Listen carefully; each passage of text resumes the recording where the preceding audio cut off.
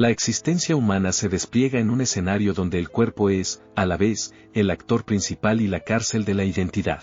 Habitamos una estructura de carne y hueso que la cultura, a lo largo de los siglos, ha intentado domesticar, medir y juzgar con una ferocidad que raya en lo patológico. Lo que hoy consumimos bajo la etiqueta de body positive no es un fenómeno espontáneo de la era del silicio, es el residuo, a veces diluido, de una lucha encarnizada por la autonomía corporal. Sin embargo, para entender la fragilidad de nuestra psique actual, debemos reconocer que este movimiento ha sufrido una metamorfosis inquietante.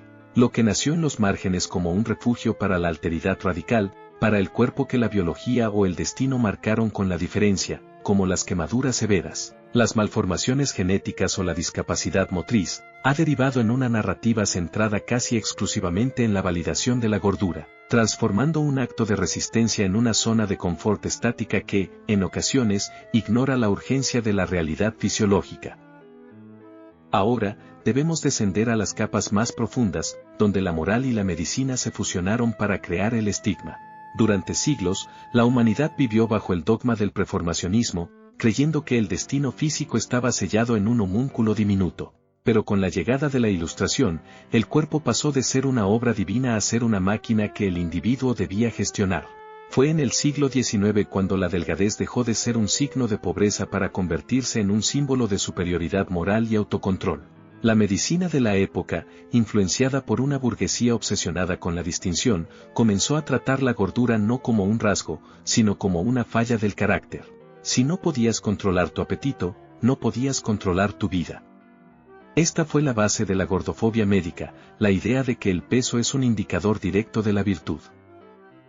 Esta estigmatización moral encontró su contraparte en los movimientos de resistencia que hoy hemos olvidado.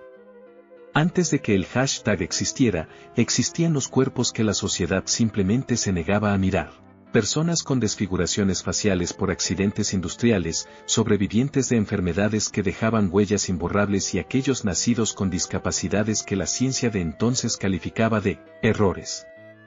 Para ellos, la aceptación no era una opción estética, era una necesidad de salud mental para no sucumbir a la fragmentación psíquica. La neuropsiquiatría ha demostrado que el cerebro construye un esquema corporal basado en la interacción con el mundo. Cuando el mundo te devuelve una mirada de asco o lástima, ese esquema se rompe. El movimiento original buscaba reparar esa conexión, permitiendo que el individuo habitara su piel con dignidad, independientemente de su funcionalidad o su belleza. El feminismo de segunda ola fue el motor que dio voz política a esta incomodidad. Las teóricas feministas de los años 60 y 70 identificaron que el control sobre el cuerpo femenino era la última frontera del patriarcado. Se nos dijo que la belleza era un deber cívico. La industria de la dieta, que hoy mueve miles de millones, se cimentó sobre la inseguridad fabricada. Al igual que en la revolución industrial se les daba opio y láudano a los niños para que soportaran jornadas de 16 horas en las minas, la sociedad moderna comenzó a suministrar dopamina de validación a través de estándares inalcanzables. El feminismo radical intentó romper este espejo, argumentando que el valor de una mujer no podía estar sujeto a su capacidad de ocupar menos espacio físico. Era una lucha por la liberación, no solo de la faja, sino de la mirada ajena. Sin embargo, en el tránsito hacia la era digital, el body positive sufrió una deriva hacia la estática. La industria del marketing, siempre hábil para absorber la rebeldía, descubrió que era más rentable vender autoaceptación que inclusión real. El foco se desplazó. Las personas quemadas, amputadas o con condiciones genéticas visibles volvieron a ser relegadas al fondo del algoritmo, mientras que la conversación se saturó de un activismo centrado únicamente en el peso. Este cambio de rumbo es crítico, pasamos de aceptar lo inmutable a validar lo que, en muchos casos, es una consecuencia de hábitos derivados de una industria alimentaria depredadora. El movimiento se volvió pro-gordofobia en un sentido paradójico, se enfocó tanto en la defensa de la gordura que empezó a tratar cualquier mención a la salud metabólica como un ataque a la identidad. Aquí es donde la biología corrupta y la psique entran en conflicto. La salud no es un estado estático de felicidad, es una capacidad dinámica de adaptación. Claude Bernard, el padre de la medicina experimental, hablaba de la homeostasis como un equilibrio activo. Cuando la autoaceptación se convierte en una consigna de no cambiar nada, la psique se estanca. Se crea una disonancia cognitiva donde el individuo se ve obligado a ignorar las señales de alarma de su propio cuerpo para mantenerse fiel a la ideología del movimiento. Es la estática de la autoaceptación, un estado donde el crecimiento personal se sacrifica en el altar de la comodidad psicológica. Si aceptarse significa dejar de evolucionar o dejar de cuidar el vehículo que permite la vida, entonces la aceptación es, en realidad, una forma de rendición. Históricamente, el cuerpo poco agraciado según los estándares de turno ha sido el chivo expiatorio de los problemas morales de la época. En la Edad Media, se creía que la fealdad era el reflejo de un alma pecaminosa. Hoy, hemos sustituido el pecado por la falta de voluntad.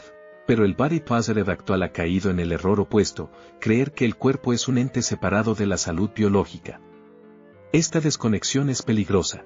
La neuropsiquiatría nos advierte que el bienestar mental no puede sostenerse a largo plazo si el soporte biológico está en declive. La inflamación crónica, común en estados de obesidad severa, afecta directamente a la química cerebral, facilitando estados de depresión y ansiedad. Por tanto, promover una aceptación que ignore estos factores no es un acto de amor propio, sino una negligencia de la propia existencia. La deriva del movimiento también ha dejado huérfanas a las personas con discapacidades reales. Para alguien que vive con una parálisis o una pérdida de extremidad, el cuerpo no es un objeto de debate estético, sino una realidad que requiere adaptación constante y, a menudo, intervención médica. Al centrar el body positive en el tamaño, hemos invisibilizado la lucha de quienes no pueden decidir cómo se ve su cuerpo a través de la dieta o el ejercicio, sino que deben negociar cada movimiento con su propia biología limitada. La estigmatización de estos grupos sigue siendo rampante, mientras que el activismo de redes sociales prefiere batallas más sencillas y comercializables. El feminismo actual se encuentra en una encrucijada.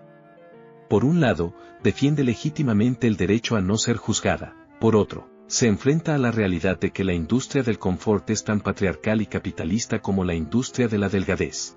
Se nos vende la idea de que aceptarse es un acto revolucionario, mientras se nos bombardea con alimentos ultraprocesados diseñados para crear adicción.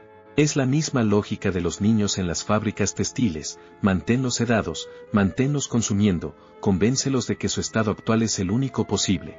La fragilidad de la psique radica en su necesidad de pertenencia. Preferimos encajar en un movimiento que nos dice que somos perfectos ahora mismo, antes que enfrentar la ardua tarea de cuidar un cuerpo que es, por definición, imperfecto y cambiante.